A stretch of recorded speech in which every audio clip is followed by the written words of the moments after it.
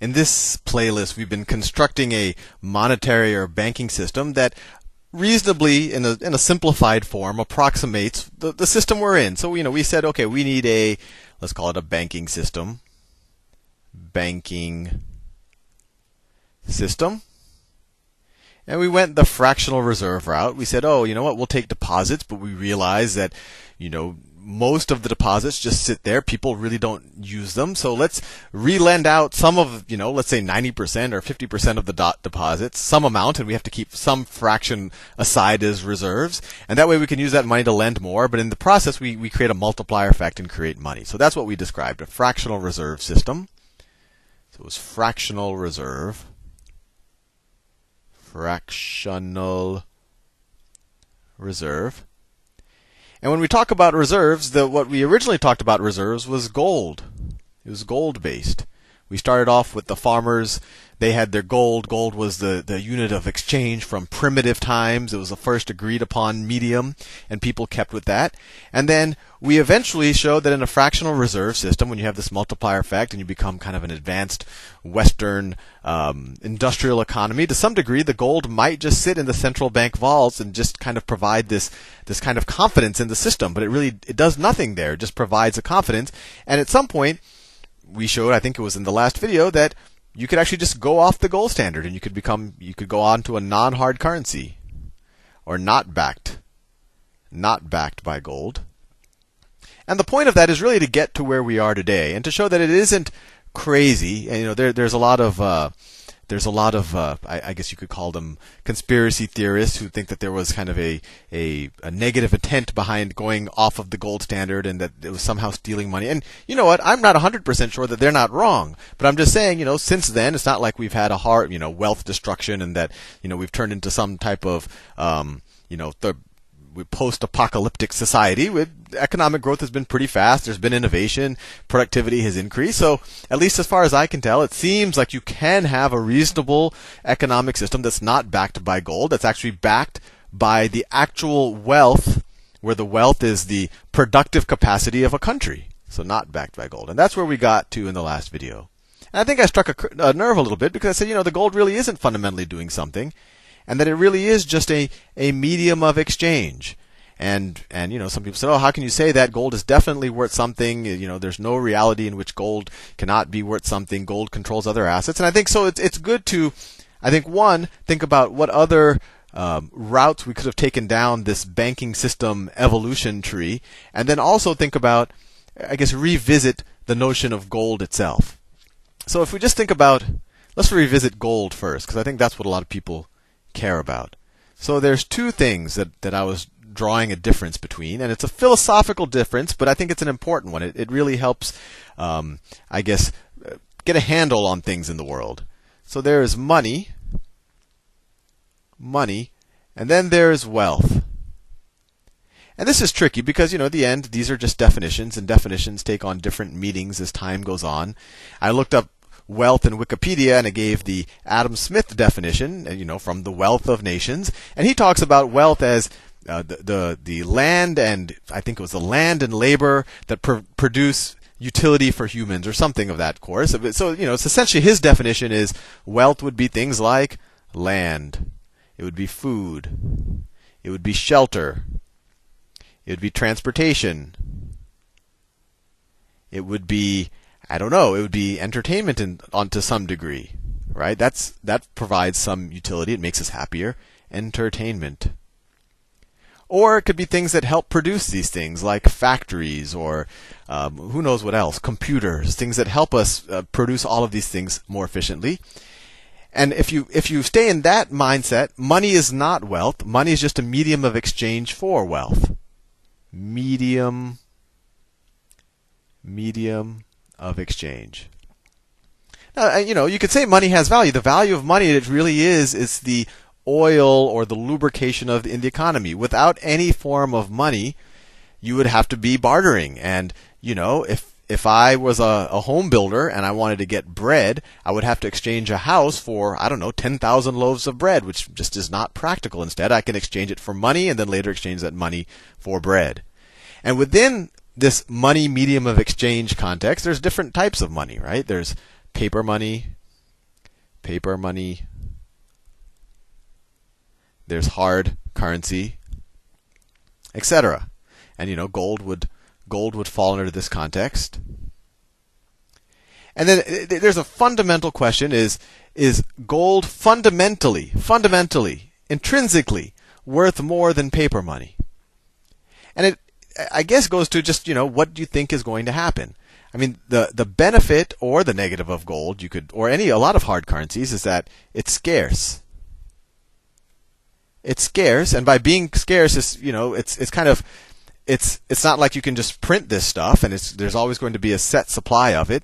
And so it's you could say, if someone took a negative spin on it, that scarcity would mean less flexible. Or if you took a positive spin on it, you could say it can't be manipulated. And both of these are probably true to some degree, right? But that's what it is. It's just a scarce unit of exchange. And so I'm not saying that gold will one day lose its ability to control some of these things or be exchanged for some of these things. I'm just saying that money, or the unit of exchange, is fundamentally different than these things that actually provide utility. I mean, gold does have some applications. I mean, maybe you say it provides entertainment in the form of jewelry. Maybe it does provide some utility. It, can be used as fillings or in some industrial or electronic applications. But primarily, it's a unit of exchange. And as a unit of exchange, it helps just facilitate the transactions amongst amongst wealth, and helps the economy kind of allocate resources efficiently. Now, paper money is not scarce, right? It's controllable. And so you could take a negative or positive spin on that, right? You could say it's flexible. That would be the positive spin on it. Or you could say it's manipulated. It could be manipulated. And there are times in history where many governments, just to kind of push for populist agendas, or to somehow try to defer problems maybe until the next guy shows up, they did manipulate currencies, and that did lead to hyperinflation, and eventually the paper money becomes worthless. But then there's other examples where the paper money, for the most part, really does retain its value. So, that's another thing to think about. And so just going back to the question of whether gold will or will not lose its value, that's just really, what is it going to lose its value relative to, and what would be the catalyst for it? So, a lot of people right now, they'll say, the dollar, there's going to be hyperinflation because the Fed is being so proactive, so I'm going to buy gold. And they might be right. I'm not sure about that. If I knew about that, I would go and speculate on gold myself. But they should just, the main thing that in any type of investment is to realize that, that is, you're making a bet on what human beings will do, what the federal government will do. And, just as an example, in real terms, if you adjust it for today's dollars, gold in 1980 was 1980. So gold this is in inflation adjusted dollars. I think it was on the order of $2,400, right? So even today, even with all of this talk, I guess it's 2009 now, even with all this talk about hyperinflation and the Fed being overly aggressive and us pumping up into the money supply and the Fed's balance sheet expanding, even today, gold in today's terms, this is $2,400 in today's terms, I think it's at $840 or something. And back in 1980, a very reasonable person said, my God, we have hyperinflation. We just got through these oil shocks. Inflation is going through the roof. Inflation was already much more rampant than it has been in recent memory. And you're like, boy, the dollar is going to be worthless before we know it. I'm just going to buy gold. Although you don't know what should gold be worth. Should it be worth $24,000? Should it be worth $2 million? Who knows? Or does gold just go to infinity in terms of dollars, or does the dollar just go to zero? So someone could have made a very reasonable argument back then that they should, get out of their bank accounts and convert it all to gold. And they wouldn't have been able to predict that Paul Volcker would show up in the early 80s and increase interest rates despite all of the political pressure to maybe do the opposite. And he got inflation under control, and then by the late 90s, I'll put that here. By the late 90s, in today's terms, gold was, I think, in the $200 range, or it might have been even lower. So we'll say approximately $200.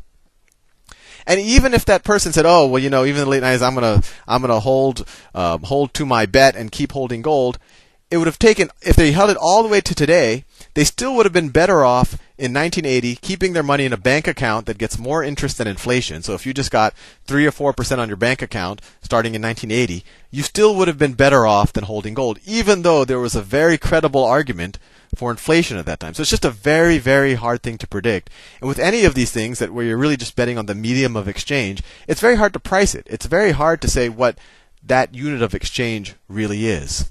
So now people, gold has run up from the late 90s to $840. It's based on a lot of people thinking that, the dollar is going to lose its value, etc. It's completely possible. We might have an irresponsible government. I think inflation looks like it's under control right now, but who knows what happens in a year or two? Maybe all this liquidity starts to get a multiplier effect and the dollar gets debased and gold jumps up to $8,000, and those people would have made a great bet. But maybe inflation isn't the problem. Maybe it's deflation, and maybe people don't lose faith in the currency. Maybe a Paul Volcker-like character shows up and tackles inflation, and then gold goes back to $200. But the bottom line is that it's really hard to predict because it's actually not generating utility itself. It's a measure of utility. But anyway, I don't want to fixate on that too much, but it's an interesting discussion. But anyway, just going back to the original thing, there's other ways that we could have gone down the evolutionary path of banking systems. I just wanted to go over the path that we've gone. Instead of a fractional reserve, you could have a full reserve system. You could have a full reserve. That's instead of, me taking a deposit and saying that you can demand the deposit at any given point, but still lending 90% of it out. That's what I do in the fractional reserve. I would tell you, you know what? 90% of your money, you can't take it out tomorrow. It's going to be locked in for 6 months. It'd be like a CD. And the money that you want to have, tomorrow, I'm just going to put it aside. You're not going to get any interest on it, and you might have to even pay me a little bit of money to keep it, safe and to be able to access from an ATM. That's completely fine. Someone could argue that this is less flexible. That would be the negative spin on it. Less flexible. But then the positive spin on it would be maybe it's less subject to manipulation. Less manipulation. Or maybe there will be kind of less booms and busts, right? Maybe, these bubbles won't form. I'm not so sure about that, but I think it's a reasonable argument. And then even within full reserve, we could have gone gold or not gold. And once again, that would have just been a question about how much flexibility you have. Even within the most restrictive system would be a full reserve system based on some type of hard currency that can't be printed or can't be controlled by humans to some degree. Or you could have something that is printed, and then to some degree this could be manipulated a little bit. And just like on the fractional reserve, fractional reserve backed by gold, a little less flexible, but maybe that's good, a little less gameable as well.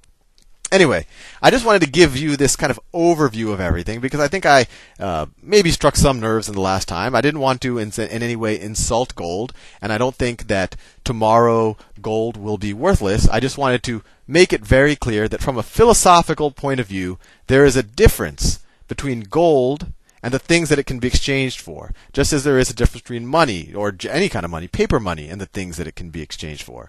And in general, I think gold does have a special place relative to any other hard currencies, relative to diamonds or nanotubes or anything else, and that's just because it has a history, right? From the beginning of recorded history, people used gold as a medium exchange, so it's almost ingrained in our cultural DNA, and that's what gives it its robustness as a unit of exchange. But other than that, it's really no different than diamonds or carbon nanotubes or moon rocks.